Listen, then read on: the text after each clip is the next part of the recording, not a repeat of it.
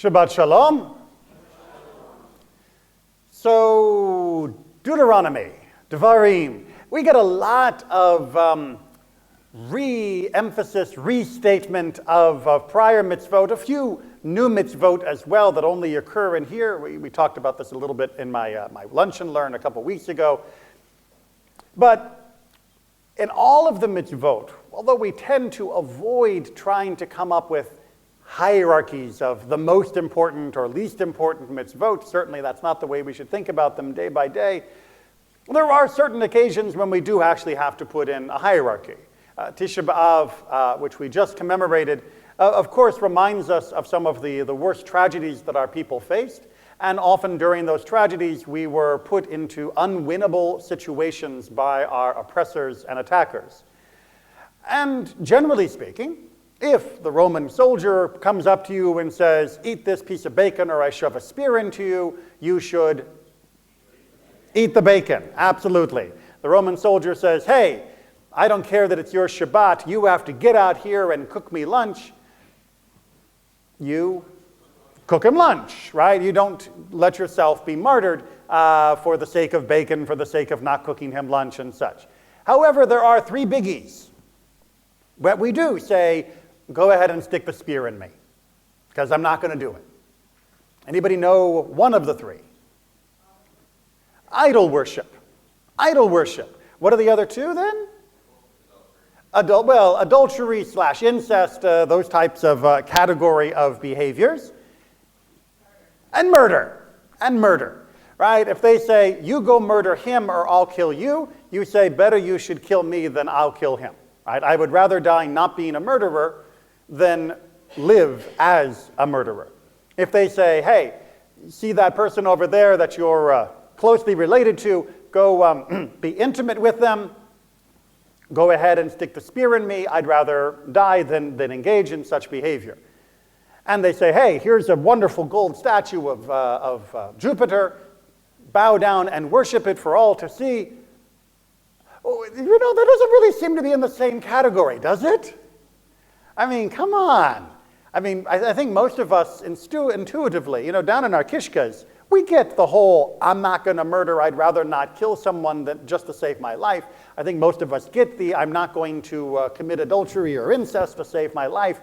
But more or less intuitively, we can sort of understand and grasp that those would be violations of someone else. They would be a destruction from which we would have difficulty overcoming ourselves and the feeling of shame and guilt. But just kneeling in front of a statue and doing whatever Jupiter yay kind of thing we're supposed to do and then moving on with life, if that's what it takes not to get stabbed with a spear, is it really so bad? Well, if you read the book of Deuteronomy, yeah, it really is that bad. The book of Deuteronomy doesn't really go through so much effort to remind us, don't commit adultery and incest, don't commit murder. It really, however, tells you, don't worship idols. Don't worship idols. We saw it in this Torah portion. We are going to see it repeatedly throughout the book of Devarim. We saw it in the Haftarah that was chanted so beautifully by Susan today. Idols are just such a big no-no. But the antagonism the Torah has towards idolatry to the modern ear certainly seems disproportionate. I mean, don't everyone around the world, don't they all make idols? I mean, isn't idolatry like a natural, instinctual human behavior? If you are a student of anthropology or even just archaeology, you'll know that people have a predisposition towards worship, and they have a predisposition towards making items or picking objects of the natural world to worship. It's almost like it's in our DNA.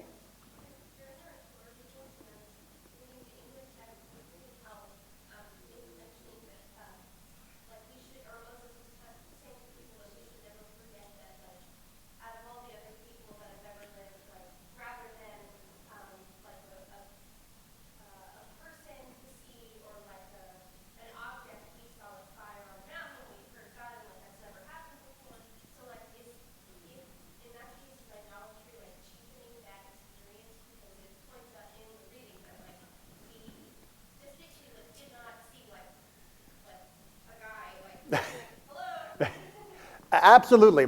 Just to restate from Madison's comments for the rest that maybe couldn't hear, Moses beats us over the head in this particular Torah portion saying, you were at Sinai and you didn't see anything. Why would you even think of making something to represent that? God deliberately showed you nothing so you wouldn't think to make something, and yet I know you're going to end up doing it. And like you said, it definitely cheapens it. We're going to get back to some of the major problems of idolatry, and cheapening the experience is absolutely one of the critical ones. But Moses seems to know that even though God made it so obvious by showing nothing, people were still going to want to make something. Moses seems to know that this is just built into us. So what are the reasons? Why are people prone to idolatry? Well, I'll give you one of the bad reasons. That is to say, one of the reasons that is the most difficult and painful to acknowledge and admit, which is control. Idolatry gives humanity a semblance of control over something that they do feel this predisposition towards acknowledging and worshiping the divine, but also being human, we don't like being in the passenger seat, we like being in the driver's seat. And as such, by creating an item, or even designating a physical item, such as the mountain, the moon, the sun, the tree, as being the object of my veneration and worship, I have put some limits on it. I have made it under my control. Now I can decide when we go to the sacred tree and what dances we're going to do at that sacred tree. I can decide where to put the statue in its niche in the temple or in my house. I can decide that I am giving it an offering, and by giving it an offering, I am controlling its response, that it will then provide me with whatever it is I'm asking for. There is a certain element of control that comes from having this physical, tangible object that I can now manipulate. I can now be in physical relationship with, which gives me some levers of power over it. Additionally, speaking of control, it also is a very powerful societal control. The one who can control the statue also gets to control the statutes, meaning the one who is able to say, I am in charge of the sacred object that we all know is right here and that is the true spirit of our God. And, oh, what's that you say? All the people should give me their money? That's what our statue told me. Anyway, form an orderly line, and here's the basket. Idolatry provides a beautiful avenue for control. Not the only way that some religions can control others, and even issues that sometimes we have to look out for in our own faith, but it provides a very easy on-ramp into that type of society. So those are some bad reasons that why we are predisposed to idolatry, because we like to control things and we like to control each other, and idolatry makes both of those much, much easier for us psychologically. But there are some good reasons for being idolatrous. That sounds really wrong coming out of my mouth.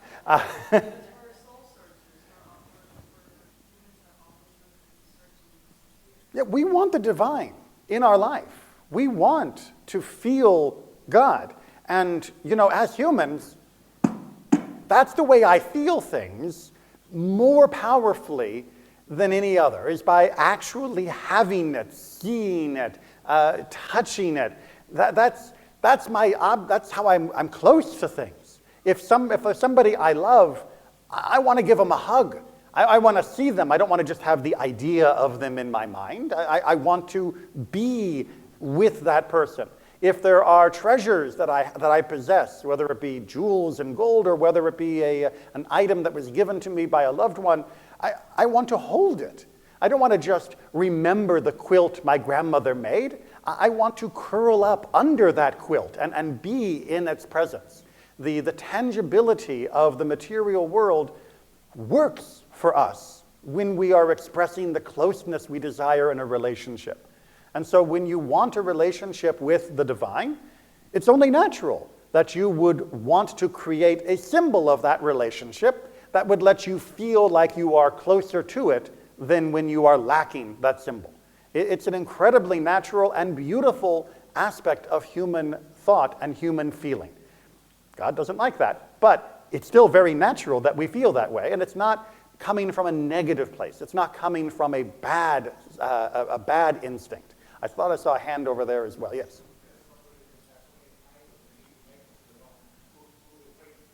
All right. Sometimes idols, again, going back to the control issue, idols will multiply, not by themselves, but idols will multiply because once you begin to say, well, I've got a god of this, then I'm also going to need a god of that. If I've made a god for the sun, well, then shouldn't there also be a god for the moon? If I've made a god for rain, shouldn't there also be a god for the wind? If I've made a god for fertility, shouldn't there also be a god for war? If I've made a god for war, well, what about war on the sea? Is there a different god for ocean wars? Is there a different god for, the storms of the ocean as opposed to the storms of the desert?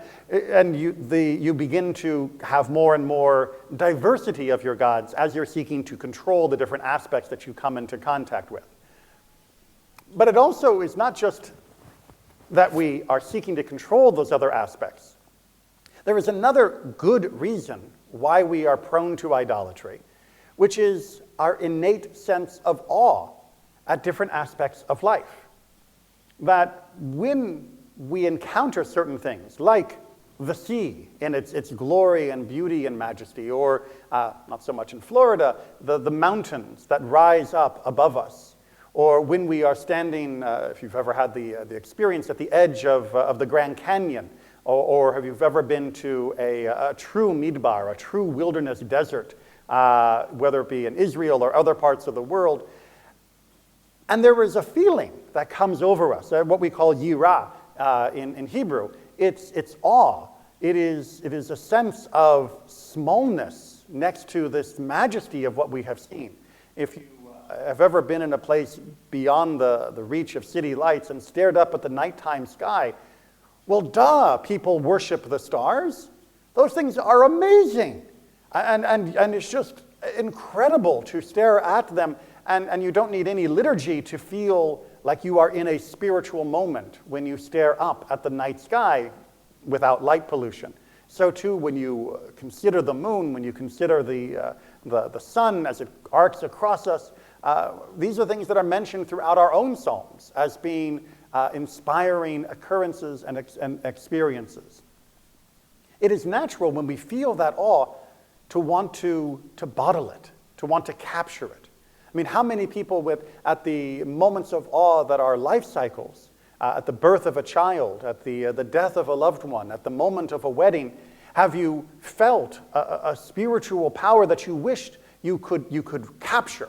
And this moment, I am going to remember this moment forever. This is my new lodestone. It will guide me in my life from this point. I vow, yada, yada, yada, as you stare into the eyes of a newborn child, or as you stare into the eyes of somebody that you have just taken as your spouse, or as you stand at the edge of the grave and you consider the life that has just been lost. All of us have moments of wanting to capture something from that feeling and carry it forward. Well, as humans, how do we capture things? We put them into items. We make a memento box. We make a photo album. We put together something that allows us to tangibly hold on to that feeling. And that's natural.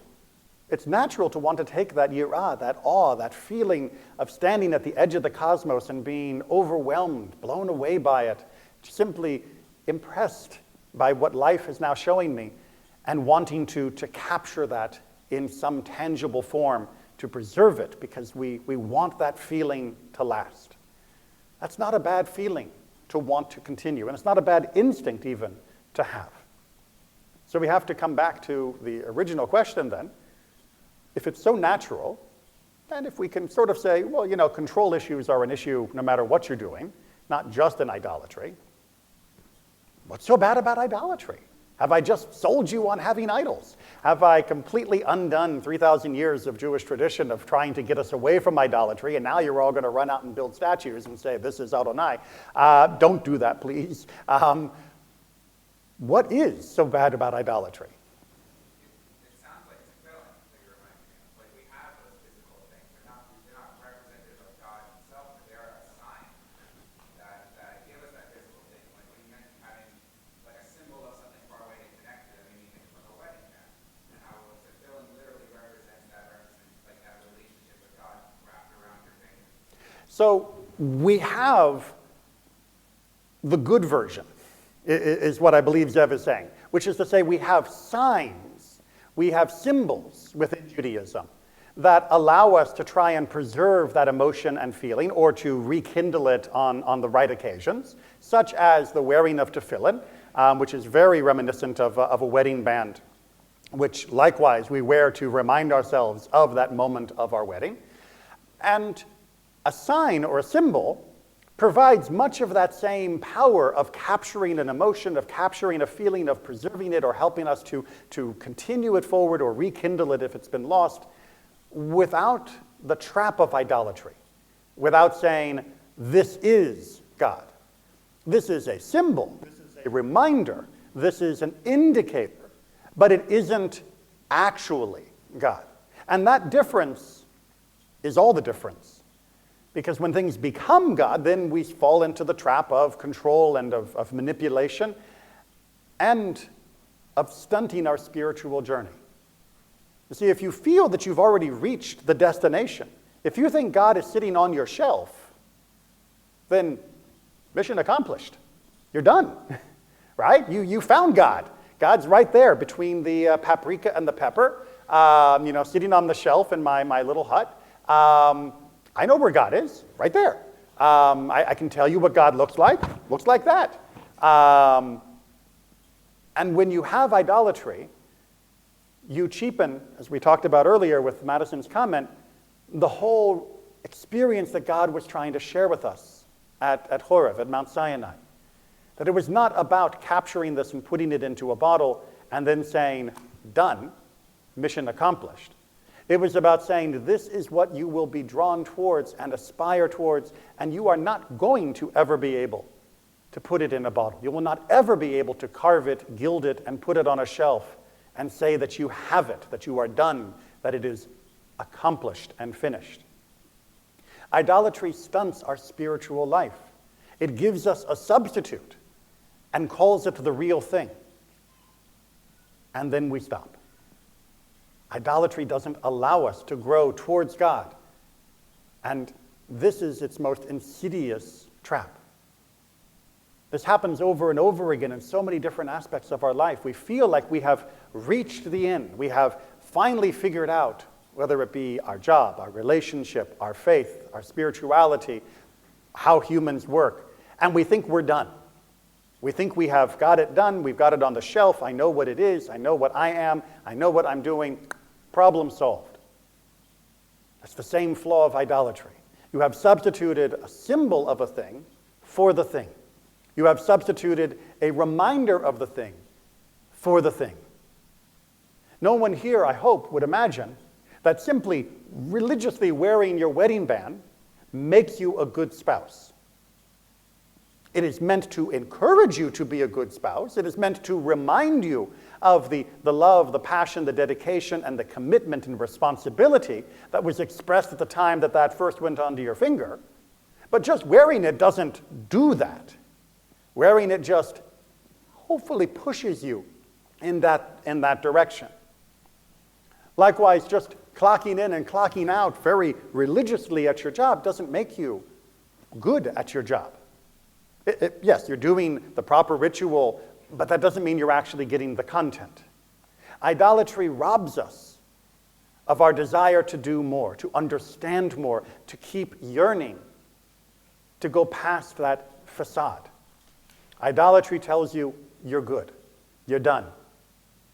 And Judaism, much to our chagrin sometimes, says, yeah, there's a little more we could figure out. There's a little more we could do. And I'm expecting more from you than just the thing. I'm expecting more from you even than just the symbolism, just the outward show of even the mitzvot, which in the hands of some can become almost idolatrous talismans.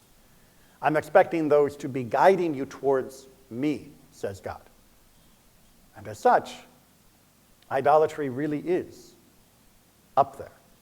Not because it hurts another per se, not because it is as horribly and offensive as murder or the other crimes that we discussed, but because essentially it kills our own future. It kills our potential. It kills us from becoming us, who we should be if we would but try a little bit more to go past that gilded veneer, to go past the carving, to go past the surface. Idolatry is poison, masquerading as health, as prosperity, as fulfillment. And as such, Deuteronomy is going to tell you again and again, don't. Never raise anything up to the statue of an idol. Never allow yourself to fall into the complacency of idolatry. Never look at the world and say, this is it. I'm done.